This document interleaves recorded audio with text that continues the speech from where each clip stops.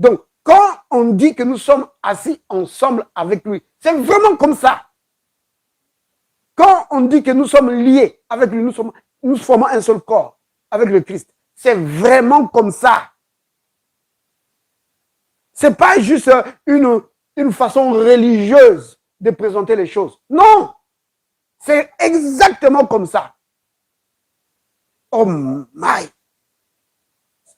Ça, quand tu réfléchis à ça, quand tu penses à ça, et que si ça devient vraiment intégré dans ta façon de penser, dans ta mentalité, mais tu deviens un bâtard, peu importe les circonstances. Bienvenue à la table du Seigneur! Yeah!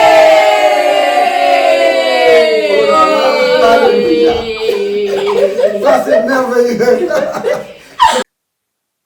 Le livre de Corinthiens, 1 Corinthiens 2. Alors, à partir du verset... je vais commencer à partir du verset 9. Mais comme il est écrit, ce sont des choses que l'œil n'a point vues, que l'oreille n'a point entendues, et qui ne sont point montées au cœur de l'homme. Des choses que Dieu a préparées pour ceux qui l'aiment. Dieu, donc ces choses-là, que Dieu a préparées pour ceux qui l'aiment. Dieu nous a révélé ces choses par le Saint-Esprit. Parce que l'Esprit sonde tout, même les profondeurs de Dieu. Donc, le Saint-Esprit que Dieu nous a donné, c'est pour nous révéler les choses que Dieu a préparées pour nous. C'est ce que la Bible appelle notre héritage en Christ. Parce qu'en effet, nous avons un héritage en Christ. Et c'est toujours l'apôtre Paul qui en parle. Si tu prends dans Actes au chapitre 26, verset 18.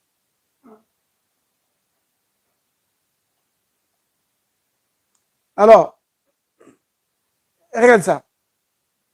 On va commencer à partir du verset 17. Hein? Alors, c'est le Seigneur qui est en train de parler à Paul.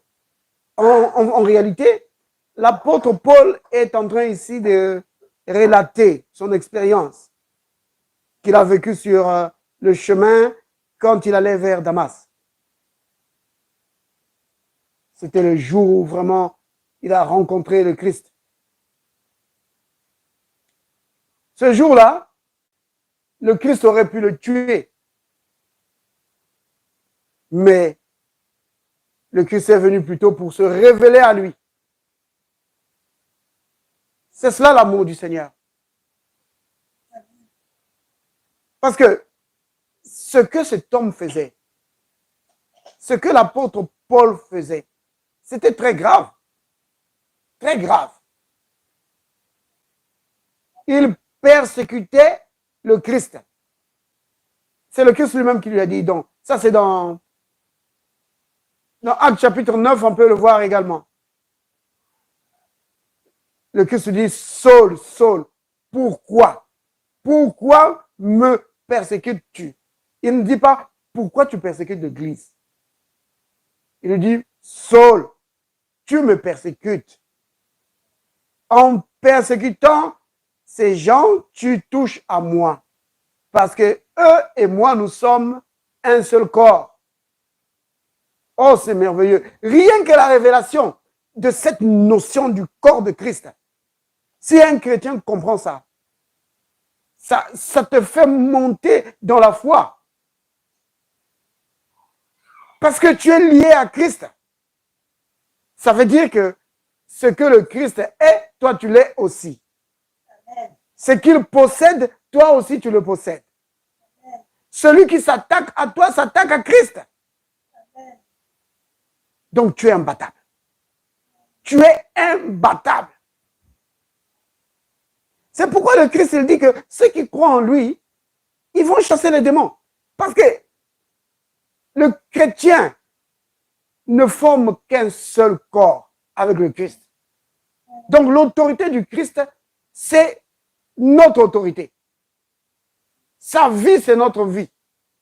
Là où il est, nous aussi nous y sommes. Oh là là. La Bible dit que Dieu l'a souverainement élevé. Ça veut dire que nous aussi, nous sommes élevés avec le Christ. L'apôtre Paul dit même que nous sommes assis ensemble avec lui. Autant de notions, autant d'éléments, des faits. Voilà, ce n'est pas juste des notions, c'est des faits. Tu comprends, n'est-ce pas? Oui. Ce n'est pas seulement des notions, c'est des faits. Ça veut dire quoi?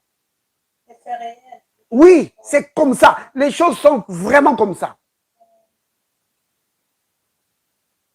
Donc, quand on dit que nous sommes assis ensemble avec lui, c'est vraiment comme ça. Quand on dit que nous sommes liés avec lui, nous formons un seul corps avec le Christ. C'est vraiment comme ça.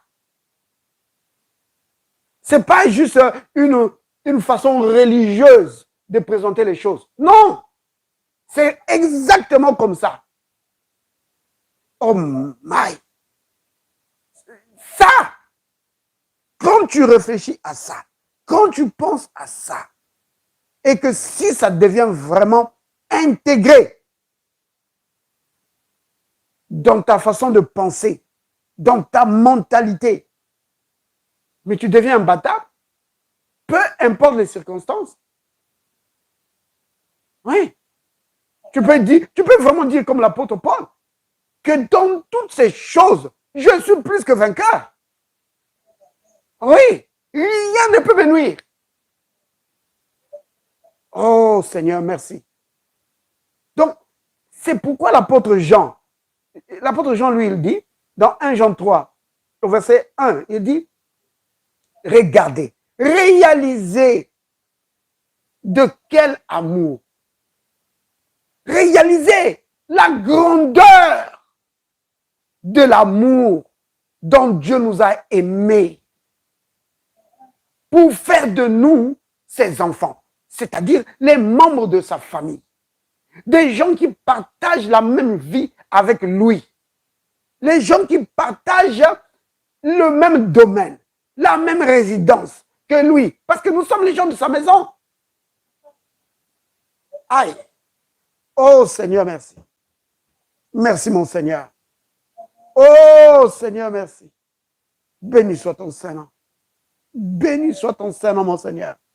Hey! Oh, gloire à toi, Seigneur. Merci d'avoir décidé de partager ta vie avec nous. Oui, tu nous as élevés à ton rang. Tu nous as élevés à ta race pour être des membres de ta vie, des membres de ta famille, pour marcher comme toi, opérer comme toi, dominer comme toi. Eh, baya ke basande, rebaya ke batata basande yo, retata batakaya keto. C'est quelque chose de tellement grand.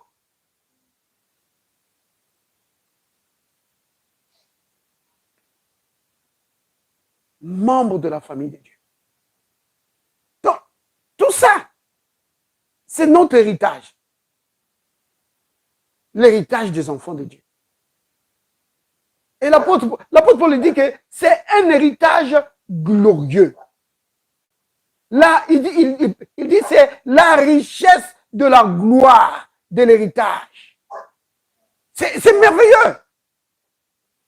C'est vraiment merveilleux. Ce que Dieu nous a donné en Christ, c'est vraiment merveilleux. Donc, un enfant de Dieu, quand il réalise ça, il est imbattable. Oui, Satan ne peut pas régner sur nous. Impossible. Il ne peut pas régner sur nous. Maintenant, pour que tu réalises ça, c'est le Saint-Esprit. Donc, le Saint-Esprit, son rôle, c'est de te révéler ce que tu es en Christ, ce que tu possèdes en Christ, et il te montre comment entrer en possession de cela, comment opérer dans les choses que Dieu a mises à ta disposition. Parce qu'aujourd'hui, tu peux mettre un équipement sophistiqué entre les mains d'une personne, mais si tu ne lui montres pas comment utiliser cet équipement, ça ne lui sert à rien. Donc, tout ce que Dieu nous a donné en Christ, c'est glorieux. Mais si le Saint-Esprit ne te révèle pas ces choses, s'il ne te montre pas comment opérer dans ces choses, rien que la foi, si tu prends la foi, comment tu peux opérer dans la foi? Comment tu peux libérer ta foi? Ça, c'est des choses que les enfants de Dieu souvent ne connaissent pas. Comment tu peux libérer ta foi pour que ta foi puisse entrer en action? Moi, je me souviens à une époque où vraiment je me battais avec ces questions. Quand un problème arrivait, une façon d'essayer de libérer ma foi, c'est que tout de suite, je décrétais un jeûne. Et beaucoup agissent encore comme ça. Dès qu'il y a un problème, allez, entrons dans le jeûne et la prière. Mais non, je ne dis pas que c'est mauvais. Les jeûnes et les prières ont leur place. Ce n'est pas une mauvaise chose. Mais ce n'est pas ça qu'on doit utiliser pour libérer la foi, pour activer la foi. Tu vois? Ça, c'est dans ces enseignements que le Saint-Esprit doit nous donner. C'est pourquoi notre communion avec le Saint-Esprit est vraiment capitale. C'est vraiment capital. Rien ne peut remplacer la communion que nous avons avec le Saint-Esprit. Rien. Rien ne peut remplacer ça. Si tu n'as pas cette communion avec le Saint-Esprit dans ta vie, tu seras en défaut.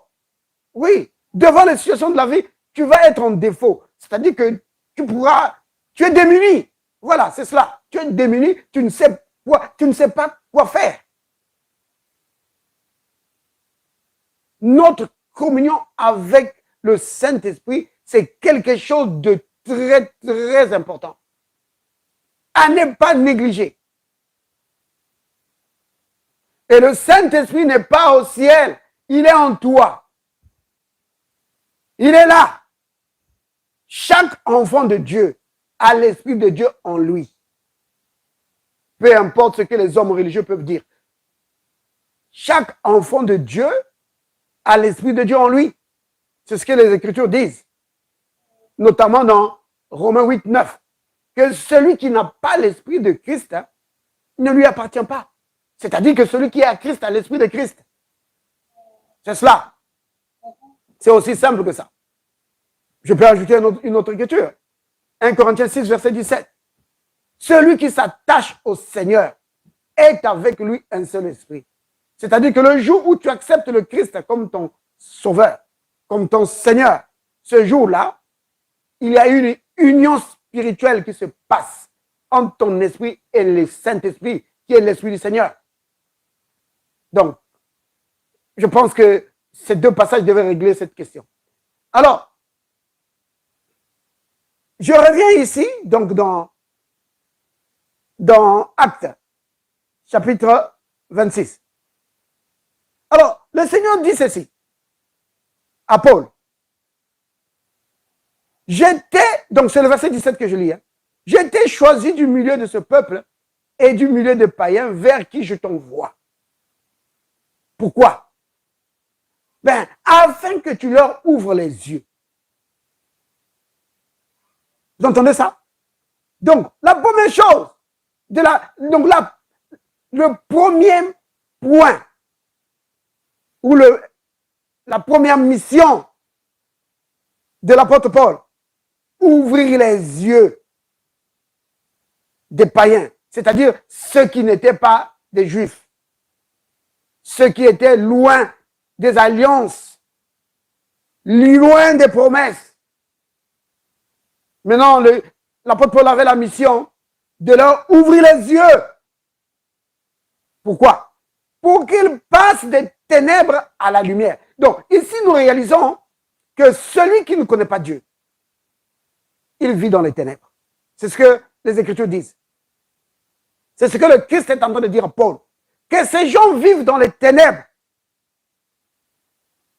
Maintenant, ici, c'est des ténèbres spirituelles. Et le domaine des ténèbres, c'est le domaine du diable. C'est le royaume du diable. De toute façon, il va le préciser ici. Il dit qu'il passe des ténèbres à la lumière et de la puissance de Satan. Vous voyez? Ceux qui vivent dans les ténèbres vivent sous la domination, sous la puissance de Satan. Vous voyez? L'apôtre Jean dit ceci, dans 1 Jean 5, verset 19, il dit, « Nous savons que nous sommes de Dieu et que le monde entier est sous la puissance du diable. » Oui, le monde entier. C'est-à-dire tous ceux qui ne sont pas de Dieu sont sous la puissance du diable. Peu importe comment il s'appelle. Il peut s'appeler président, premier ministre, roi. S'il n'appartient pas à Christ, il est sous la puissance du diable. Et par conséquent, son inspiration vient de Satan. Peu importe ce qu'ils peuvent dire les hommes religieux. Mais c'est cela la réalité biblique. Et c'est cela la réalité spirituelle. Oui. Nous sommes de Dieu. C'est-à-dire nous avons notre origine en Dieu. Nous sommes liés à lui. Nous sommes membres de sa famille. Et le monde entier, peu importe, ça peut être un homme religieux. Il peut avoir des titres religieux. Ça importe très peu. S'il n'a jamais donné son cœur à Christ, s'il n'a jamais donné sa vie à Christ, il est sous la domination du diable. Oui. Alors, puisqu'il est sous la domination du diable, alors le diable a aveuglé son intelligence. Oui. Ça, c'est 2 Corinthiens 4, verset 4. L'intelligence est aveuglée. La personne ne peut pas voir briller la splendeur de la lumière de l'évangile de Christ. Non, la personne ne peut pas voir ça. Il va prendre ses propres idées et c'est ce qu'il va présenter au peuple. Oui. Au lieu de présenter l'évangile. Regardez. Pourquoi tu leur ouvres les yeux? Pour qu'ils passent des ténèbres à la lumière et de la puissance de Satan à Dieu. Maintenant, ce passage ici, il faut comprendre. Dieu est en train de dire à Paul que quand ils vont croire en moi, ils vont sortir des ténèbres. Ils vont sortir de la domination, de la puissance de Satan. Et ils vont rentrer dans mon royaume sous la domination, sous ma puissance. Ça veut dire quoi? Ça veut dire que le chrétien vit sous la puissance de Dieu. Ah oui, c'est cela. Nous sommes de sa famille, nous avons sa vie, nous avons sa nature et nous avons son esprit. Et l'esprit de Dieu, c'est la puissance de Dieu. Oui. Donc, il dit que maintenant la puissance de Satan n'aura plus d'effet sur eux. Satan ne pourra plus dominer sur eux. Maintenant, ici, bien aimé, je dois préciser que c'est ça, c'est du point de vue légal. Donc, c'est du point de vue légal. Du point de vue légal, Satan ne peut plus dominer sur un enfant de Dieu. Pourquoi est-ce que je le dis? C'est parce que dans la réalité, nous voyons qu'il y a des enfants de Dieu qui sont dominés par Satan. Et ça, c'est à cause de l'ignorance. Souvent, c'est à cause de l'ignorance. Satan va profiter de l'ignorance du peuple de Dieu pour continuer à dominer sur le peuple de Dieu, alors que, légalement parlant, alors du point de vue de Dieu, cette domination devrait cesser. Qu'est-ce qu'il faut faire alors? C'est l'enfant de Dieu lui-même, une fois qu'il connaît ces choses, c'est lui qui doit prendre autorité sur Satan et briser son pouvoir sur sa vie. Dit que Satan, je brise ton pouvoir sur ma vie au nom de Jésus. Tu ne peux plus dominer sur moi parce que je ne suis plus de ton royaume. J'appartiens à Christ. Donc, rien qu'ici, là, dans ce passage ici, c'est vraiment, il y a tellement à dire dedans. Tellement à dire dedans sur l'autorité du chrétien, sur la puissance des ténèbres. Donc, le Seigneur dit qu'il passe des ténèbres à la lumière et qu'il passe de la puissance de Satan à la puissance de Dieu.